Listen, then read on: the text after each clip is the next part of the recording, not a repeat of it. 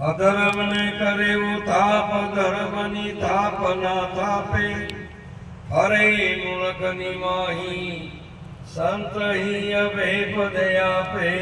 શિયાવર રામચંદ્ર કી જય, સદગુરુ ભગવાન કી જય.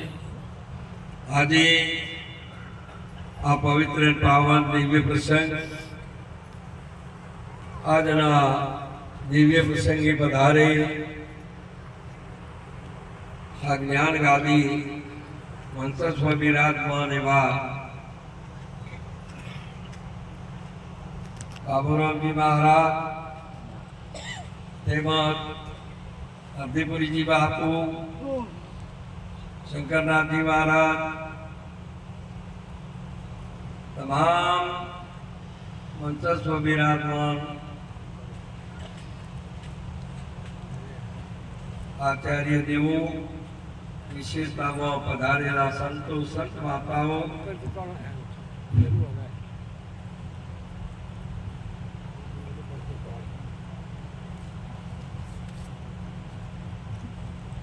આજનો યોગ આપણને સંત દર્શન ને સત્સંગનો મળ્યો.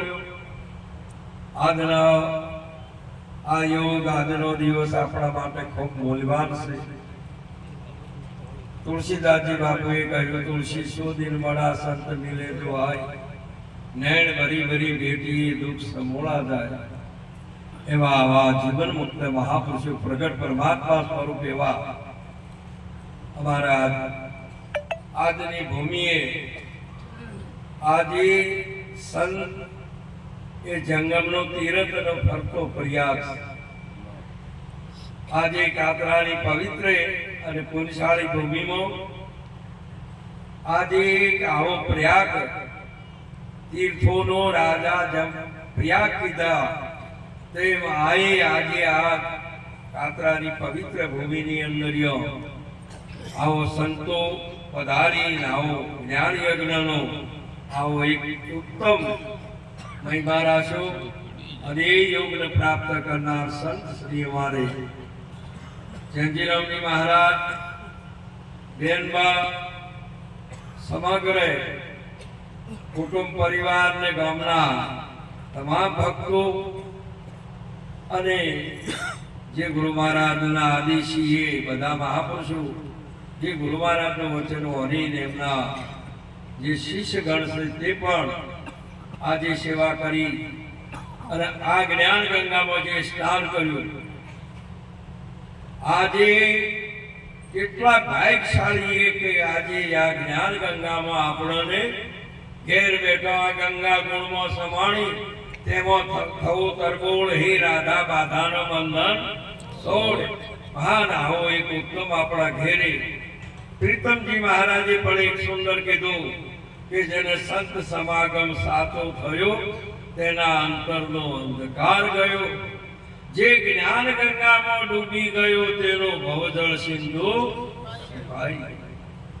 તરવાનો રહ્યો જ ને. પાણી હોય તો તરવાનો રહે ને, આ તો ભૂકાઈ ગયો. અને સનાથી સુકાણો છે કે હે અર્જુન, જ્ઞાન અગ્નિ સર્વ કર્મ. જેમ અગસ્ત્ય ઋષિએ એક અંજલિની અંદર સમુદ્રનું શોષણ કર્યું, તેમ આજે આવો એક એ મહાપુરુષ એ જ્ઞાન સ્વરૂપ છે અને જ્ઞાન સ્વરૂપ છે એ તમામ આ કામનાઓનું શોષણ કરી દે અને જ્ઞાન સ્વરૂપ પ્રગટ કરવા માટેનો આવો એક સુંદર આજનો યોગ છે. અને આજના યોગી પધારેલા તમામ મંત્રસ્વ બિરાજમાન તમામ મહાપુરુષો, કેટલો બધો રાત દિવસ સર્વર સંતજન ચોથા વર્ષ મેઘ પરમારથ કે કારણે ચારો દરિયા તે આ અનેક જીવોનો ઉદ્ધાર માટે તુલસીદાસજી મહારાજે કીધું કે આગ લગી આકાશ में જર્જર ભર્યો અંગાર, તુલસી જગ में સત્ય ના હોય તો સર્જી જાય સંસાર. આ તમામ જીવોના ત્રિવિધિ તાપથી થઈ છે સળગતો આ સંસાર માંથી જો કદાચ શાંતિ આપે તો કેવળ સદગુરુ સંત આપી શકે છે. એવા આજના પ્રસંગે અમારે હમણાં સુંદર બોલ્યા હતા અમારે ચિલોડાથી પધારેલા બાબુરામજી મહારાજ, પણ સુંદર સારા વાક્ય બોલ્યા હતા. તમામે તમામ મહાપુરુષોએ એટલો બધો સુંદર પોતે જ્ઞાન ધારાની અંદર એમને અમૃતપાન કરાયો અને આ યોગ વારંવાર સંતો તમામે તમામ આજે આ પ્રતાપ બધો પરમાત્મા કૃષ્ણનો હતો પણ નિમિત્ત અર્જુનજી હતા.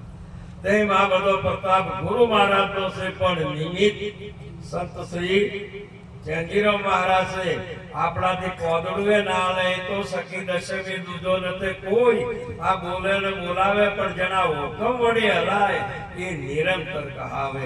એને આ હુકમ વાળા કોદડુએ હાલે એવો જસ એ અર્જુન જસ અને અજસ આ જે છે ને એ તો જે સેવા કરે છે એને જેવો ભાવ છે એવું મળે છે ને મળે છે. એટલે એમનો કુટુંબ પરિવાર આજે એટલો બધો સૌ પહેલો આપણો એવો કે આ સંતોનો દેશ છે કે પહેલો તો પ્રથમ એક મહાગુણ છે કે પહેલો તો સંપ છે અને પછી બીજી સેવા છે, ત્રીજો સંસ્કાર છે, ચોથો સદાચાર છે અને પાંચમો પ્રેમ છે.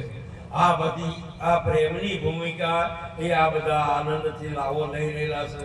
નહીતર મહાપુરુષે કીધું કે જો આવો વિવેક નથી આવા સંતોનો, મહારાજશ્રી એક સુંદર વાક્ય કીધું કે વાણીમાં વાલાની વાતો વધારે પણ ખોટો જણાય ડોળ, હે રાધા માધાનો બંધન છો. આપણે જાણે વાણી ને વર્તન એક હોય તો બરાબર.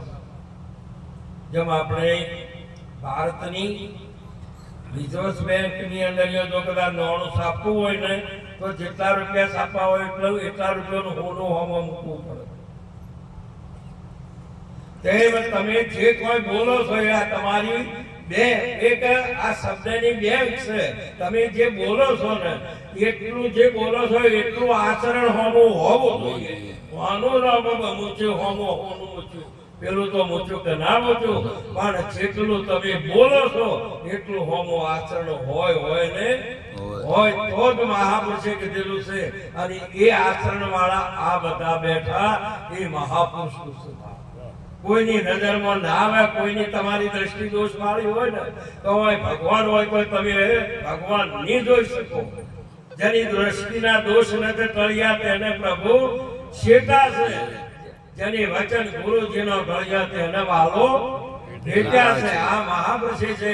આપણે આપણો જોઈ લે હું અહીં ઊભા થઈને તો બે ઘડી વાર સારી વાતો કરી નાખશો પણ અહીંથી ઉઠ્યા પહેલા તરત વર્તી ફરી જાય છે કે કેમ જેમ છે તેમ દશા રહેશે કે કેમ. આ વાતની મહાપુરુષે કીધેલું છે. એટલે એ મહાપુરુષે વારંવાર કીધું કે એવો અજર અમર હરિરસ જે પીએ તેનો નેણ વેણ પલટાય. મહાપુરુષે આવો હરિરસ પીવો જોઈએ. આ બધા સત્સંગના પ્યાસી અમારે મંચસ્વ પર વિરાજમાન તમામ મહાપુરુષો એ વર્તમાન વાળા છે.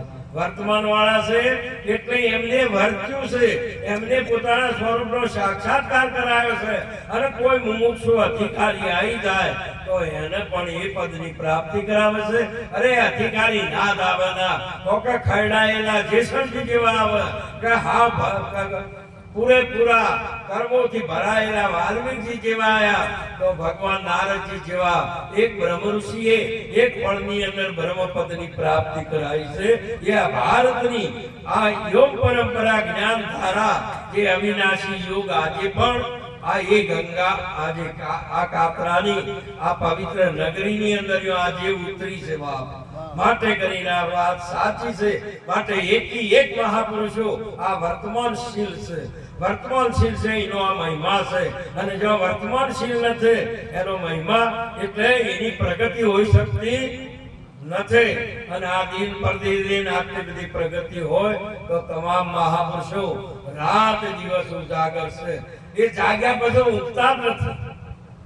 હા જાગ્યા એટલે જાગ્યા એટલે પછી ફરીથી મહાપુરુષે કીધેલું છે. આવી સાચી વસ્તુને પ્રાપ્તિ કરાઈ એ સદગુરુનો પ્રતાપ છે.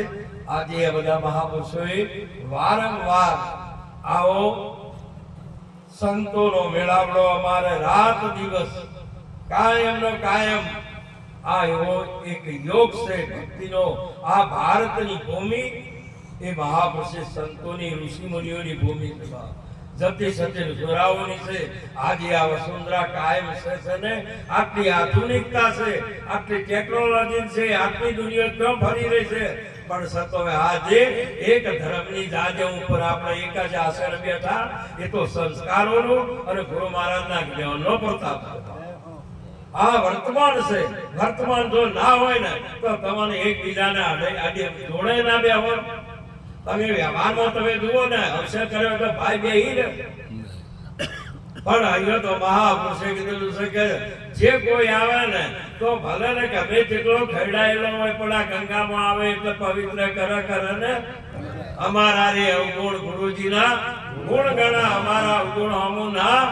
આ કોઈ દાડો હોય મહાપુરુષે કે જે કોઈ છે એને તારે ને એવા આપણા બ્રહ્મ ઋષિઓ આજે જેને તમામ આખું જીવન પરમાર્થના માટે જેને સમર્પણ કરી આવા યોગ પ્રાપ્ત કરીને આવા અહીંયા મહાપુરુષો બેઠેલા આવા વયાવ્રત અને જ્ઞાનવ્રત એવા હરદેપુરજી બાપુ જેવા મહાપુરુષો આજે તમામ આ જગતના જીવોના કલ્યાણાર્થે જેની આખા જીવનની માનવ દેહ જે ગુરુના ચરણમાં સમર્પણ કરી અને જીવોના કલ્યાણ માટે આ જીવનનો મહાપુરુષે બલિદાન આપી જેની રાત દિવસ આવો મહિમા ચલાવી રહેલા છે. એ વાત અમારે આ બધા જ અમારા મહાપુરુષો નિરાતની આ મહિમા આ ધારા ચલાવનાર તમામ સંતો રાત દિવસ મહાપુરુષે જો પગના ટાકા પપિયલ તળો જો સંતી પાડ્યા મોટા શેર.